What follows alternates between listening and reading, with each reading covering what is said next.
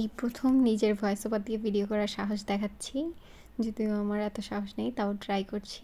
আর করতেছি হচ্ছে মুরগির ঝাল ঝাল রোস্ট। প্রথমেই আমি কিছু পেঁয়াজ বেরেস্তা করে নিয়েছিলাম। ওই একই তেলে আমি মুরগির লেগ পিসগুলোকে লবণ মরিচ দিয়ে মাখিয়ে ভেজে নিচ্ছি। দু মিনিট করে হালকা করে ভাজছি যাতে শক্ত না হয়ে যায়।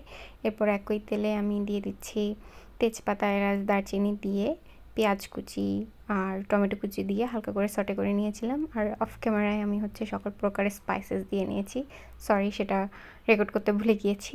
দেন হচ্ছে একটু পানি দিয়ে মশলাটা হালকা কষিয়ে যখন তেলটা ভেসে উঠেছিল তখন হচ্ছে হালকা দই দিয়ে দিয়েছি।